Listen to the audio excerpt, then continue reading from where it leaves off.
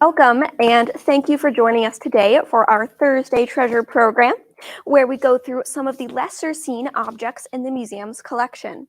My name is Claire Menard, and I am the programs manager here at the Westport Museum for History and Culture. At the museum, we are pleased to offer free programming.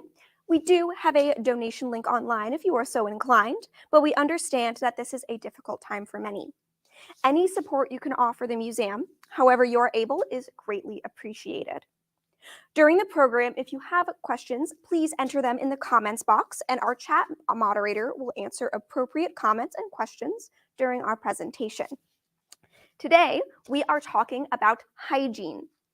Hygiene is a vast topic, and what it means to be hygienic changes based on time and place. Today, we are going to look at just a few objects people here in Westport use to keep themselves clean and presentable. So first, let's talk about smell. Early Americans are somewhat notorious for their lack of bathing. While there is some validity to these claims, it is unfair to project our knowledge of sanitation and cleanliness onto people who did not have access to the facts we have now. Throughout most of history, people did not understand germs and germ theory, and that was not popularized until the late 19th century. It was thought originally that disease spread through miasma, or foul air, usually originating from filth like rotting organic materials. While this certainly isn't the whole truth, they weren't entirely wrong. Airborne diseases do, in fact, exist. And of course, keeping a clean environment does lessen the risk of sickness and infection. Throughout much of Western European and post-colonial American history, not as much emphasis was put on bathing the body. Sometimes it was even frowned upon. Fear of water was a very real thing that existed and was a valid fear. Water does indeed spread disease. Think, for example, of the famous cholera outbreak in London in 1854, where Surgeon John Snow tied back the outbreak to a single water pump. There was also a theory at one point that bathing opened the pores to miasma entering the body, making water even more risky. Perfumes became somewhat of a necessity when living in urban areas, often surrounded by filth. People emptied chamber pots onto the street, and keep in mind, full body bathing was not a daily occurrence. To paint a picture of just how bad the smell could be, in 1858, London suffered from the Great Stink, as it is called. During the summer months, the hot weather worsened the smell of the River Thames, which was filled with human waste. The smell was so bad that members of Parliament, which was located right on the riverbank, had to cover their windows. Parliament found a hasty solution to the problem. Bet you can guess why. King Louis XIV was notorious for the few baths he took throughout his lifetime. Some reports say the number was just 3. Many other nobility shared his disdain for bathing. So how did Versailles counter the bodily odors? With perfumes. In later years, Marie Antoinette, the famous wife of King Louis XVI, even had a personal perfumer, making personal and custom scents for her. Smelling good was a serious business at Versailles. Modern perfumes, the kind we use today, originated in the Victorian era. Chemists created new synthetics which were more stable and allowed more elusive scents like florals to be better preserved.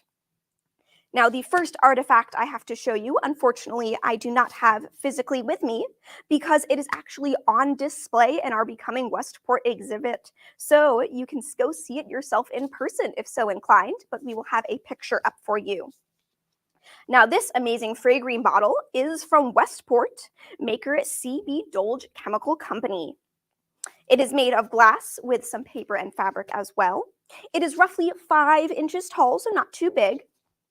Now, fragrine was produced by, as I mentioned, Westport's C.B. Dolge Chemical Company. The product's catchphrase of, quote, sweet as a rose, appears at the top of the label, which is adorned with roses and features the image of a woman with flowers in her hair holding up a large bottle of the product. Claims on the label state that it is a, quote, perfect germ-destroying defectorant and deodorizer, and that it is, quote, delightful for the bath. This is one of the 4-ounce bottles sold without an atomizer for 50 cents or with an atomizer for $1. Fragrine was advertised in the American Journal of Nursing, claiming that the product would cover, quote, all odors arising from dysentery, cancer, or other nauseating conditions. Reformulated later, Fragrine was still being produced by the Dolge Company into the late 20th century. It was advertised in the February 1970 edition of Box Office magazine and described as having a, quote, woodsy aroma. Now, moving on from perfumes, we're going to take a look at soap. Soap was incredibly important for personal hygiene as well as household cleaning. Here we have a soap saver, which, as the name implies, helped save soap in several ways. Now, the metal case you see here, which is actually full of real soap scraps, would raise the soap bar off of the ground as opposed to leaving soap on a ledge where it can take much longer to dry. Have you ever put your soap down, say on a shower ledge, and go to pick it up again and the bottom is still wet? Well, that wouldn't happen if you had this handy dandy soap saver. And as you can see with these little scraps, you could also put the last little bits of your soap inside of it and use the soap saver to actually dip it in the water and shake it around, which was often used for dishwashing and laundry, but can also be used for bubbles in a bath. So you would take the soap saver like such and give it a good shake around. I'm not going to do that, obviously, to preserve the artifact, but that's kind of a visual of what you would do. There are several variations of the soap saver, and this one has a metal container. This one dates to around circa 1870, and you can see it's fairly small, so it's a good handheld item. It has a little metal clasp, which is how you could open up and access the soap, and it has a nice little wooden handle. So soap itself can be hard to come by and preserve because soap is a product meant to be used up. However, we do have a soap tin here to show you, which is what the soap would have been sold in. As you can see, this is Packer's Tar Soap, and the company is located out of Mystic, Connecticut. It has a really lovely flag design. I'll pick it up right here. And it says it is, quote, pure as the pines. Now, moving on from soaps entirely, we're going to take a look at nail files. Various tools have been used throughout history for filing your nails, but in the grand scheme of things, the modern nail file we know and love today is a fairly recent invention. Emery boards are what most nail files are made out of today. An emery board is essentially a thin strip of wood or card, which is then covered with emery or another rough material meant to file the nails down. However, emery boards are not the only material used for nail files. Nail files are also made out of glass and metal. However, emery boards are considered more inexpensive and disposable, making them a sanitary alternative. The emery board was first patented by J. Parker Pray of New York. The application was submitted on December 18, 1883, and an excerpt reads, quote, "Be it known that I, J. Parker Pray, have invented and produced a new and original design for a pocket diamond emery board. My design relates to an article for toilet use for trimming fingernails. The configuration of the design consists of a thin, narrow strip of any suitable material, having a roughened surface and rounded ends." But even after the patent was approved in 1884, other nail files remained. This nail file we see here is made out of metal and is dated roughly to 1880 to 1890, circa the 80s and 90s. And you can see it is indeed made out of metal, so even when emery boards were patented and came into the public eye, people were still using other materials to file their nails down. Up next, we have this big object right in the middle, which I'm sure caught many of your eyes from the get-go. This was put on something called a washstand. Washstands were a bedroom staple in the 18th and 19th centuries, peaking in popularity during the Victorian era. Before most homes had indoor plumbing, washstands were commonplace. Washstands were small, often simple pieces of furniture that held a water pitcher and bowl for washing the hands and face. As we previously discussed, people did not wash their bodies daily, but washing the face and hands was a fairly regular practice. So you can see this is an absolutely beautiful basin and pitcher that would have been held on an object like a washstand.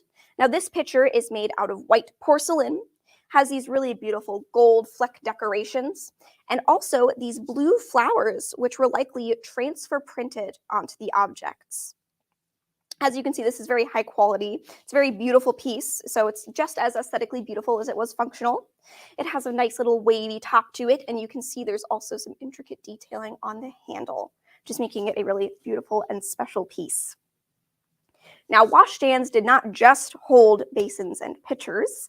Washstands also held various other toilet accessories, frequently including one or more chamber pots in cupboards at the base of the structure.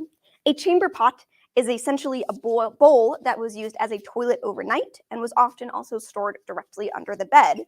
And as we previously mentioned, they were often tossed out into the street after use. A lovely image, I'm sure.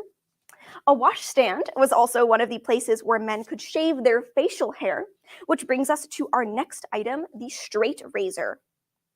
The concept of a man shaving his facial hair is nothing new. As far back as ancient Rome, men were removing their facial hair for aesthetic purposes as well as practical ones. Throughout history, we have seen facial hair trends come and go. For example, King Henry VII was depicted beardless, while his son, King Henry VIII, was painted sporting a full beard.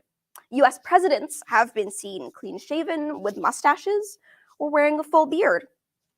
Now, narrow-bladed folding straight razors first appeared in Sheffield, England, circa 1890, which we can see from a merchant's records. From their inception in the late 17th century, straight razors remained popular amongst men as the method of manual shaving until the mid-20th century, when they largely fell out of fashion. Straight razors require upkeep. Men had to rub the blade against a leather or canvas strap called a strop to remove any minor imperfections and polish the blade. The blades also needed to be honed or sharpened on a regular basis. So as you can see here, this is a beautiful razor blade with an ivory handle. It comes in at about 5 and 3/4 inches, so it's a fairly small handheld device. And you can also see right behind it is the box it came in, which you can actually read. It says, fully warranted. Straight razors have actually been making a comeback as of late.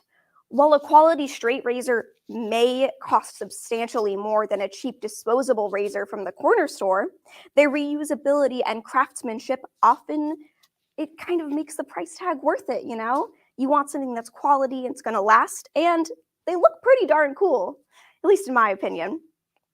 Unfortunately, this is all we have for you today, but tune in next month for our Thursday treasure on music boxes. We hope you have a lovely rest of your day, and we hope to see you soon.